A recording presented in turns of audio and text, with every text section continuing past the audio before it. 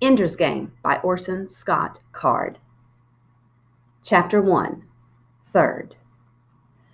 I've watched through his eyes. I've listened through his ears, and I tell you, he's the one. Or at least as close as we're going to get. That's what you said about the brother. The brother tested out impossible, for other reasons, nothing to do with his ability. Same with the sister. And there are doubts about him. He's too malleable, too willing to submerge himself in someone else's will. Not if the other person is his enemy. So what do? Surround him with enemies all the time? If we have to. I thought you said you liked this kid. If the buggers get him, they'll make me look like his favorite uncle.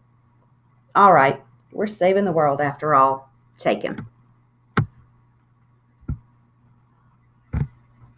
The monitor lady smiled very nicely and tousled his hair and said, Andrew, I suppose by now you're just absolutely sick of having that horrid monitor. Well, I have good news for you. That monitor is going to come out today. We're going to take it right out and it won't hurt a bit. Ender nodded. It was a lie, of course, that it wouldn't hurt a bit. But since adults always said it when it was going to hurt, he could count on that statement as an accurate prediction of the future. Sometimes lies were more dependable than the truth. So if you'll just come over here, Andrew, just sit right up here on the examining table. The doctor will be in to see you in a moment. The monitor gone. Ender tried to imagine the little device missing from the back of his neck. I'll roll over on my back in bed and it won't be pressing there. I won't feel it tingling and taking up the heat when I shower. And Peter won't hate me anymore. I'll come home and I'll show him that the monitor's gone and he'll see that I didn't make it either. That I'll just be a normal kid now, like him. That won't be so bad then. He'll forgive me that I had my monitor a whole year longer than he had his. We'll be not friends, probably. No, Peter was too dangerous. Peter was so angry. Brothers, though. Not enemies, not friends, but brothers, able to live in the same house.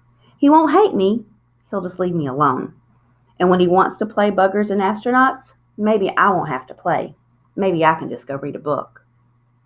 But Ender knew, even as he thought it, that Peter wouldn't leave him alone. There was something in Peter's eyes when he was in his mad mood, and whenever Ender saw that look, that glint, he knew that the one thing Peter would not do was leave him alone. I'm practicing piano, Ender. Come turn the pages for me. Oh, is the monitor boy too busy to help his brother? Is he too smart? Going to go kill some buggers, astronaut? No, I don't want your help. I can do it on my own, you little bastard. You little third. This won't take long, Andrew, said the doctor, and Ender nodded. It's designed to be removed, without infection, without damage. But there'll be some tickling, and some people say they have a feeling of something missing.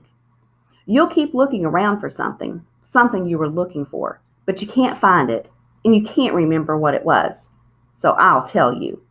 It's the monitor you're looking for, and it isn't there. In a few days, that feeling will pass.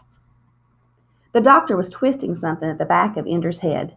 Suddenly, a pain stabbed through him like a needle from his neck to his groin. Ender felt his back spasm, and his body arched violently backward. His head struck the bed. He could feel his legs thrashing, and his hands were clenching each other, wringing each other so tightly that they arched. Dee, shouted the doctor, I need you. The nurse ran in and gasped. Got to relax these muscles. Get it to me now. What are you waiting for? Something changed hands, and Ender could not see. He lurched to one side and fell off the examining table. Catch him, cried the nurse. Just hold him steady. You hold him, doctor. He's too strong for me. Not the whole thing. You'll stop his heart. Ender felt a needle enter his back just above the neck of his shirt. It burned. But wherever in him the fire spread, his muscles gradually unclenched. Now he could cry for the fear and the pain of it. Are you all right, Andrew? The nurse asked. Andrew could not remember how to speak. They lifted him onto the table. They checked his pulse, did other things. He did not understand it all. The doctor was trembling. His voice shook as he spoke. They leave these things in these kids for 3 years. What do they expect? We could have switched him off. Do you realize that? We could have unplugged his brain for all time. When does the drug wear off? Asked the nurse. Keep him here for at least an hour. Watch him. If he doesn't start talking in 15 minutes, call me. Could have unplugged him forever. I don't have the brains of a bugger.